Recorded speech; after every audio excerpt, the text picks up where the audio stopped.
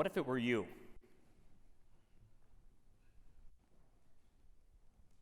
Everybody in this room has, at some point or another, committed a crime, and many of you will do that very thing again. In fact, according to NBC, 52% of you have consumed cannabis in your life, and they're going to choose to continue to consume cannabis. And you guys are still allowed to breathe the air, to see the sunshine, and get on with your lives.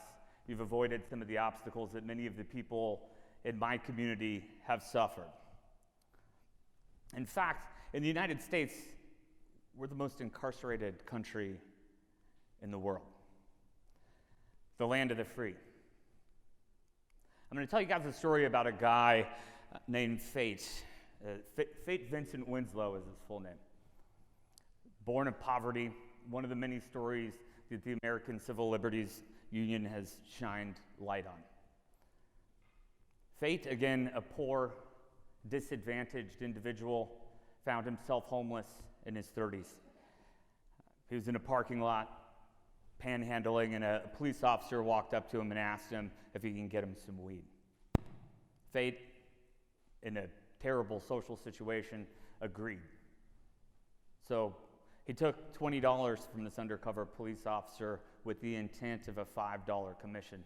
Walked over to a street dealer that was there in the parking lot, purchased that $20 worth of weed, returned to the police officer, handed over the weed, and was promptly arrested.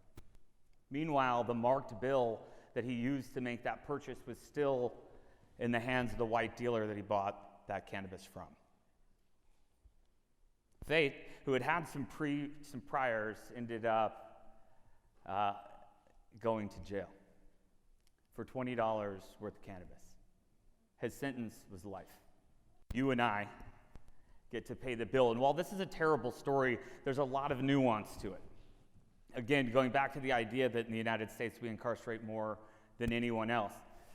In fact, in the United States, the number of people with college degrees is around 14%. The number of people that are walking the streets with a criminal record is about 15%. So to put that into perspective, it's somewhere in the range of 700 million people with criminal records. It's about 67 million people with college degrees. Pretty crazy, isn't it? It's a pretty significant number. I come from the cannabis space again, where when we talk about bridging gaps, my community is working diligently to end social stigmas, to go from the black market to the supermarket, if you will. And it's exploding all around us. The very things that have gotten these people in trouble oftentimes are the potential pathway out. When I see people that are in prison for nonviolent drug offenses, I see entrepreneurs like me. I see disadvantaged people that were looking for an opportunity to feed their families, to take care of and foster their own futures in whatever way they could. In a country where we incarcerate 1% of our citizens, we have another challenge. You and I get to pay for it. It costs around $30,000 in many states, but between $30,000 and $60,000 a year to put somebody behind bars. And a guy like Fate Vincent Winslow, who ended up with a life sentence for $20 worth of cannabis, the average life sentence is 22 years. A 22-year life sentence is about 1.3 million tax dollars that you and I pay for.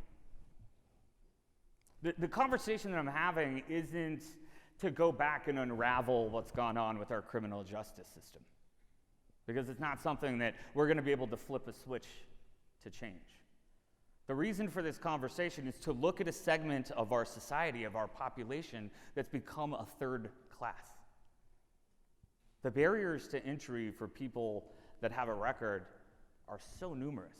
And we're talking about housing, credit, jobs, people that are on probation or parole. And you talk about obstacles in our lives. I know many people that have degrees without any obstacles at all that find employment to be challenging. So is our correction system correcting? I'm not in any way implying that there isn't a need for a criminal justice system or that everybody that's behind bars is innocent. We all take risks, we all take chances. What I am, however, proposing is that I don't want to pay that bill. And considering 1 in 5 of those people that are behind bars are nonviolent drug offenders, we've got a lot of work to do. If we could have intervened a little sooner for a guy like Fate Vincent Winslow, that $1.2 million could have crafted his life in a different direction.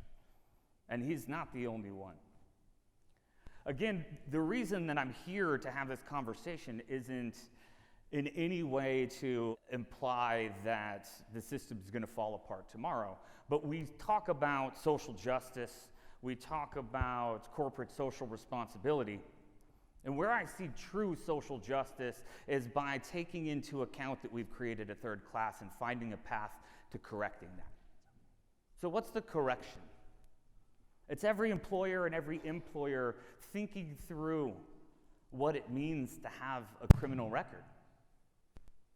Think about the sister, the daughter, the cousin, the brother, or the you that is carrying that record. You guys saw the number, it's astonishing. So that being said, the call to action in all of this, the real social justice, the real social change comes and starts with each one of us. Not just employers and employees working together to end the stigma, but the people in power, and if you're one of those people making the choice to be more empathetic, to be more considerate, to put yourself in the shoes of that very person that's on the other end of that interview. We all have challenges in life. We all have bumps in the road, and there isn't any reason that we should carry a scarlet letter through the rest of our lives. The children that we were making decisions for the people that we are going to be, the entrepreneurs, the people that looked at opportunity and made a change. I look at it from the perspective of I would much rather have our friend Fate out taking care of his children, his ailing mother, contributing to society, becoming part of the tax producers instead of costing. And it starts with us. So the call to action here was intended originally to be for the cannabis industry, but it's relevant to every industry. And while I know that in my business I'm taking a look, I think that the call to action for everybody is to stop and think through. Primarily because it could be you. Thank you.